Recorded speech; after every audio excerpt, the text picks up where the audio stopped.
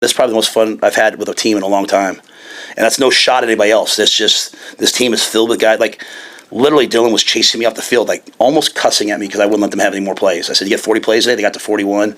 He wanted 6 more plays. Emmett was mad because he only got however many reps. He wanted more reps. That's just the most fun. But I think it starts from guys like Javen. Javen's never going to be rah-rah, da-da-da-da.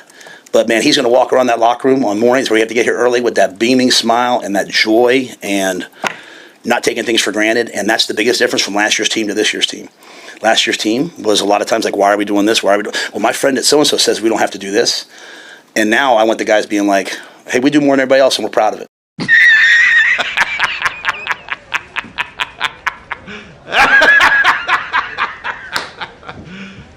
You serious?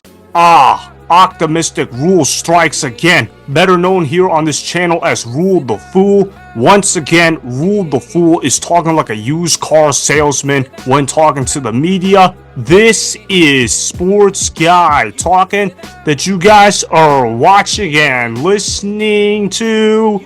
I am Dustin Tran, your host, as I am here today to talk about Matt Rhule showing excitement about the future of Nebraska football. Apparently, Rhule the Fool is telling everyone that his players have really enjoyed training camp practices compared to years past. In fact, Rhule the Fool was in an upbeat mood when talking to reporters during a press conference. Before I say anything else, though, I want to present you guys with the topic question. So, here it is. Will Matt Rhule take Nebraska to a college football playoff appearance in 2025? Hell no. There are some people picking Nebraska as a major contender in the Big Ten, and I do not see that whatsoever. Some people have talked up Dylan Raiola as a future superstar quarterback in the making. This man is trying to copy Patrick Mahomes in terms of his mannerisms, in terms of the way how he dresses, and in terms of the way how he looks. But quite frankly, it comes off as cringy, and I don't see Dylan Raiola becoming the next Patrick Mahomes. In fact, Dylan Raiola is more likely to be the next Sam Darnold, which is not necessarily a good thing to say at all. Dylan Raiola is mistake prone. His footwork is sloppy. His accuracy is troubling at times as well. Rhule the Fool also likes to fool people into believing his teams are actually good when his teams aren't good at all. You look at Nebraska's out-of-conference schedule, it is an absolute joke. There is no way that they are going to be any worse than 2-1 heading into week 4 because their out-of-conference games are an absolute joke. I have Nebraska finishing the season at 6 wins. I do think they get off to a 6-2 start, mainly because their schedule at the beginning of the year is a cakewalk, but after that, they're going to have a major collapse to end the season. I predict Nebraska to lose their final 4 games on their schedule. They're going to lose to USC, they're going to lose to UCLA, they're going to lose to Penn State, and then they're going to lose to Iowa to finish off the season. I truly believe Nebraska will only go 6-6 this year in college football, which means they're a mediocre football team. That is obviously not acceptable for Matt Rhule. Matt Rhule is getting paid $74 million over the course of 8 years, and this is the result Nebraska is supposed to accept. Quite frankly, it's clownish to talk up Matt Rhule in Nebraska. I also saw this college football analyst named Phil Steele named Nebraska as a dark horse contender for the college football playoff. It is absolutely laughable that take is even being uttered out right now in the mainstream media. It is a stupid take to have. I'm pretty sure Phil Steele was saying this just to seek for attention. There's no way they're going to finish the season with an 11-1 record. Roll the film. When you look at the schedule, it's manageable this year. I've got them favored over Cincy, Akron, Houston Christian. I think they knock off Michigan at home on September the 20th.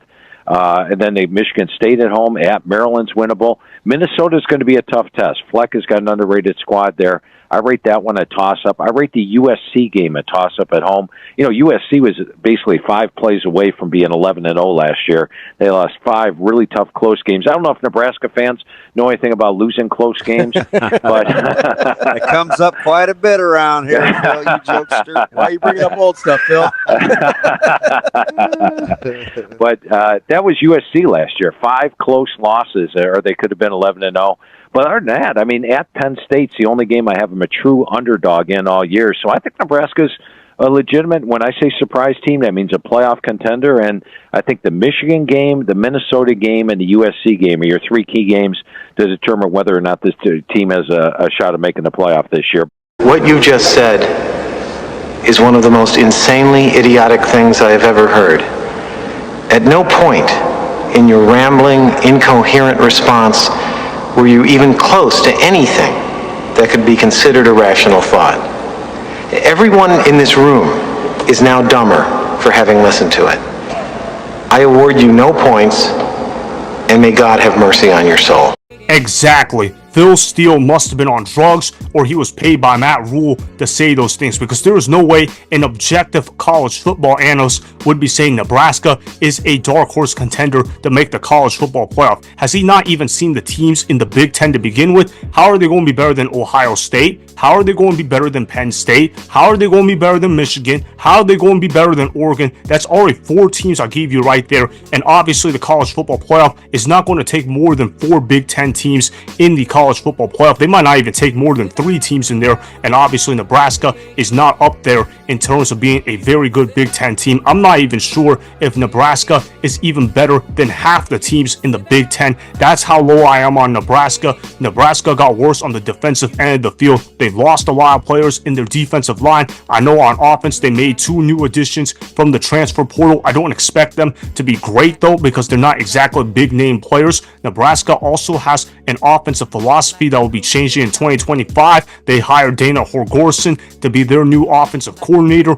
I don't necessarily love that hire. He's not a great fit next to Matt Rhule. Matt Rhule is known as a run-first head coach. Dane Holgorsen wants to run the air raid. That doesn't really mesh well in my mind, so I expect Nebraska to have offensive identity issues throughout the course of the year. This is not a team that is capable of making the college football playoff. I'm not even sure if they're going to finish the season with a winning record, and even if they do, is that really worth the flex? Because Matt Rhule is getting paid all that money just to be barely above 500. That is definitely not what I would define as success. Matt Rhule is 2-22 against ranked teams in college football. He's never had the ability to beat ranked teams, and if you can't beat ranked teams, well then you're probably not going to have a great record in college football. Obviously, Matt Rhule has also never had a team come back in the 4th quarter while trailing or tied throughout his 2 years at Nebraska. I don't expect that trend to change in year 3. Remember, Matt Rhule-led teams do not practice 2-minute drills. That's another reason why I call him Rhule the Fool. He doesn't know how to manage the clock. He's horrible with X's and O's,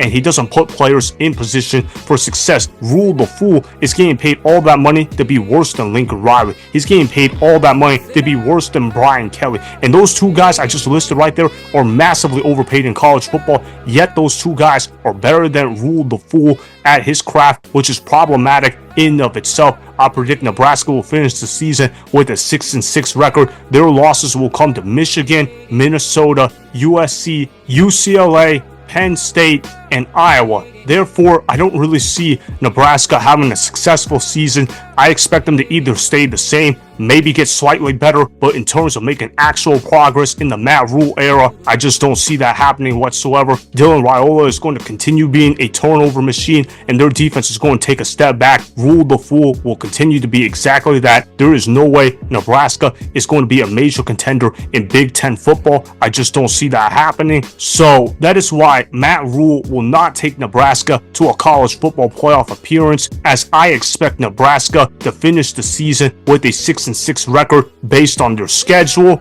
Remember, go ahead and subscribe to Sports Guy Talking, like the video, and please comment down below. If you guys do that, I may shout you guys out in my Instagram story every Monday. That will be for the @DustinNasTran Instagram account. Make sure to follow me on Instagram @DustinNasTran and at Sports Guy Talking. Also, go follow me on Twitter @DustinNasTran. Again, go ahead and do those things that I just told you guys to go do. Hopefully, you guys enjoyed the content that was just produced. Peace out. I hope you enjoyed that video. Want more Sports Guy Talking, the home of great sports content? Make sure you click that subscribe button to get the latest from Sports Guy Talking.